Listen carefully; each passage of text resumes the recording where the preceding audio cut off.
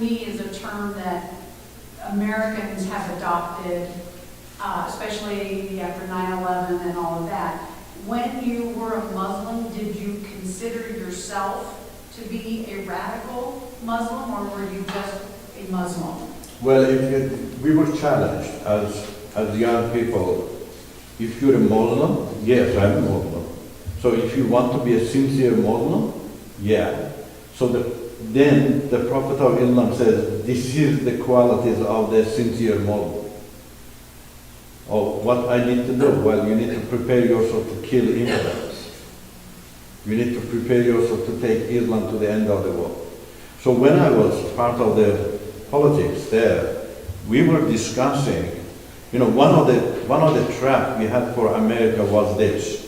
We need to turn all black people, encourage them to become Muslim, to tell them that Christianity is the religion of white slave trading people. So, and that's why I was talking to John actually yesterday, the day before yesterday, I met a sister, a black sister. She's just like sold out to the Lord. I was just so excited. I said to John, anytime I see a black brother and sister, they love the Lord, it just makes my heart so joyful because of the evil plan we have there. So we were trying in every way. I mean, one of our ambassadors from Sweden, I was talking with him, and he said the West is experiencing a death-like sleep. You can penetrate. You can establish Islam there. So we were planning in every way to, establish the so-called perfect Islam in the Western countries. Even we were believing, we are going to save them. So that was our motivation. How to save them? Well, even if terrorism is necessary, to frighten them. Normally people in the world, with fear, they change their religion. All Iranians, Islam is one of the biggest religions in the world. Only Indonesia became Muslim without war. All others, Muslim, because of war, they invaded, they forced people to become Muslim. They slaughtered. In India is the #1 country for millions of people were slaughtered. Because in Islam, you don't have any compassion toward pagans. And there is a little bit compassion toward Christianity and Judaism. In Quran chapter 9, if you pay money, you can buy your life every year. It's in the Quran, verse 29, 30. But it's conditional. If the leaders want you to become Muslim, they do not accept your money. So that's called the life money. It's called jizya in Arabic. So that's such a concession for you. You can say, not ladies, men only, because ladies and girls belong to Islamic world, no matter who you are. And so men buy their life every year, but it's not easy. It's not that you're going to just pay them.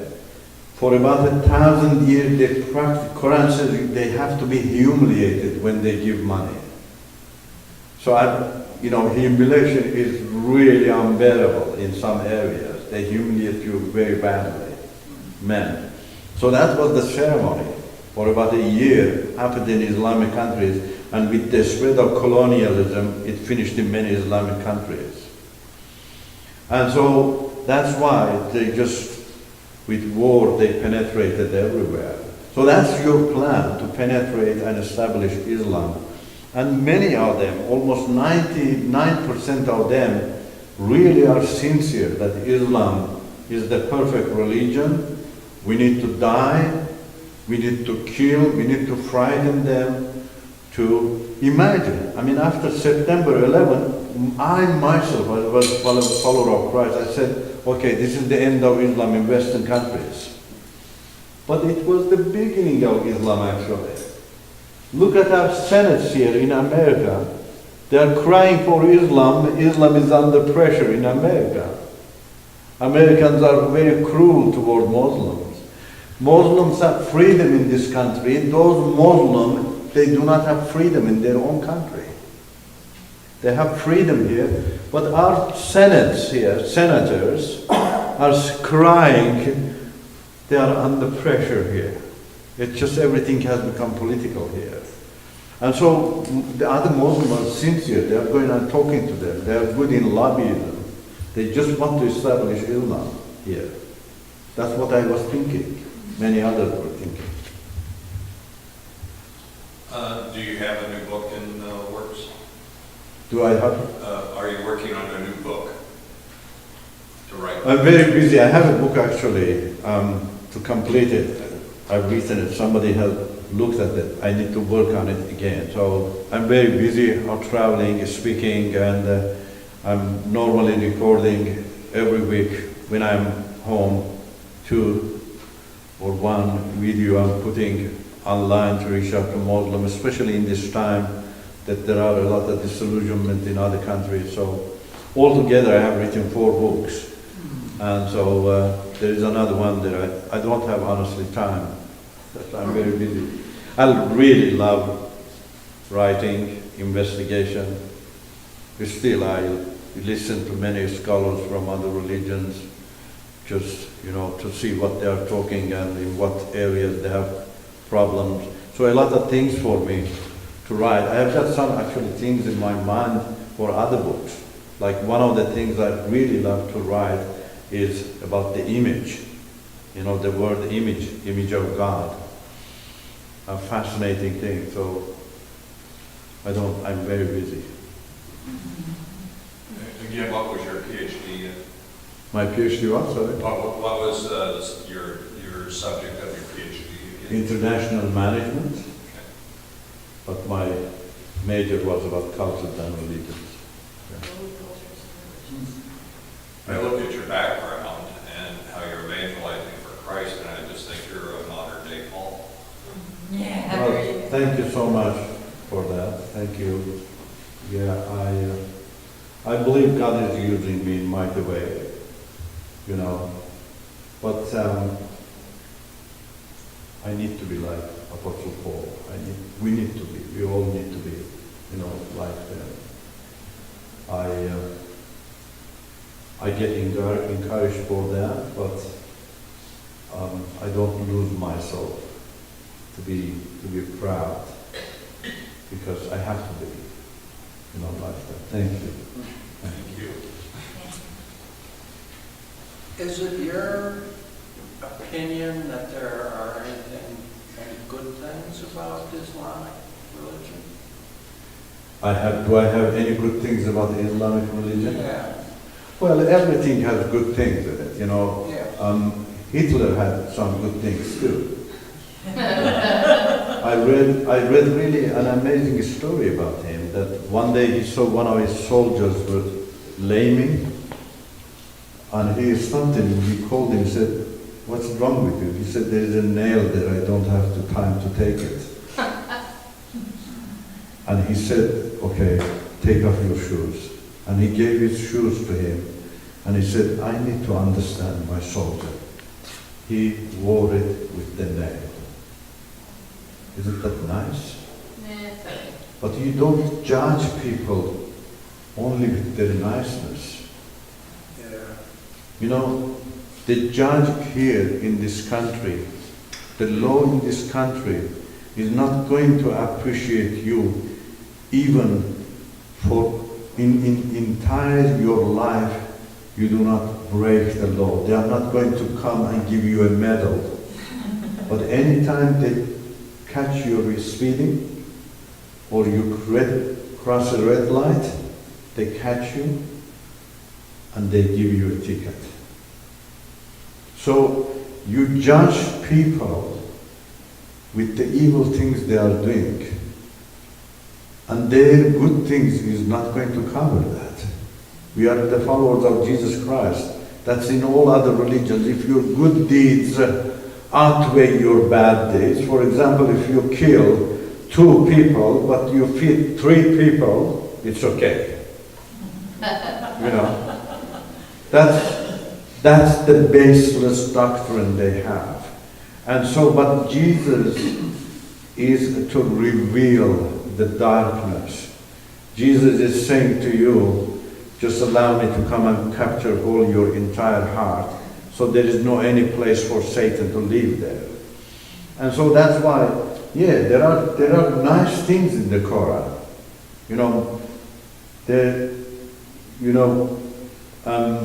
Lots of good things Quran is speaking about. Be nice to other people, but also you can kill other people. Muslims actually are saying they believe that heaven is under the feet of mothers. But the Quran says your father can beat your mother too. That she is standing over the heaven, I think that's a lie. That's it. So that's why sometimes dictators do good things just to cover up. But those good things are there. The Prophet of Islam spoke about good things.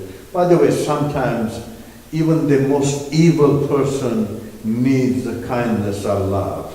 And in that time, when you're a cruel person, you need love, you possibly speak in favor of love and kindness and justice. But just the day after you become the same person.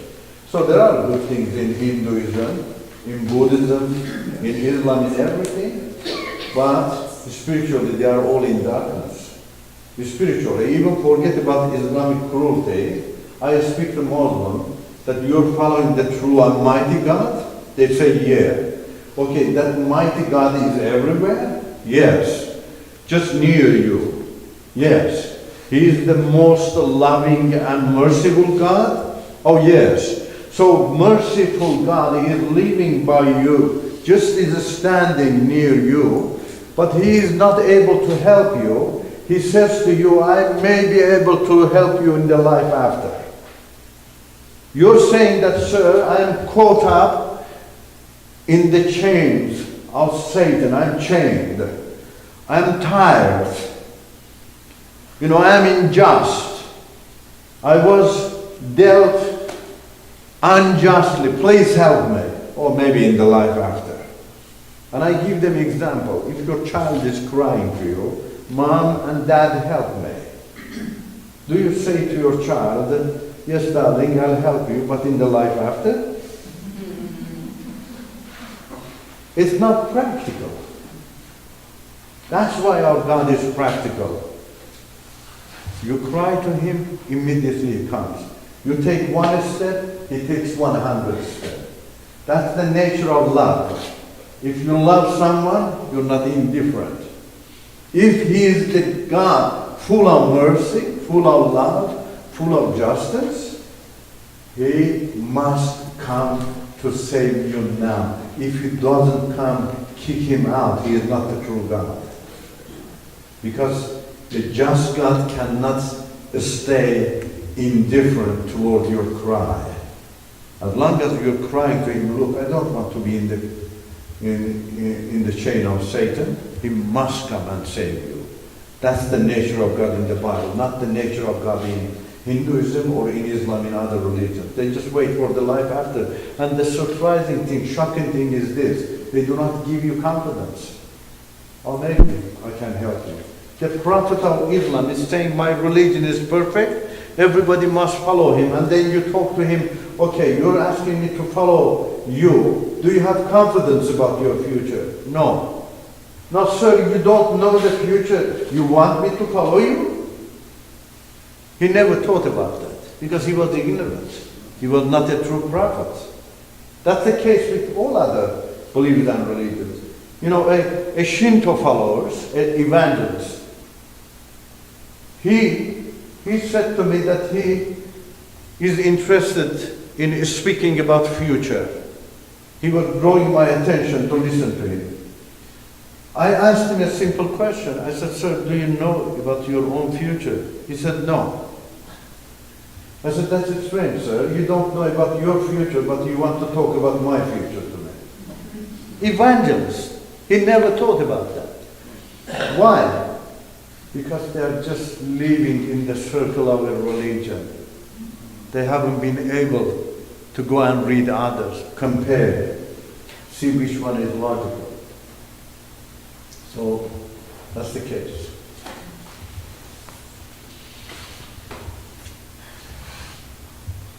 It's getting closer to the morning. Well, thank you so much. God bless you.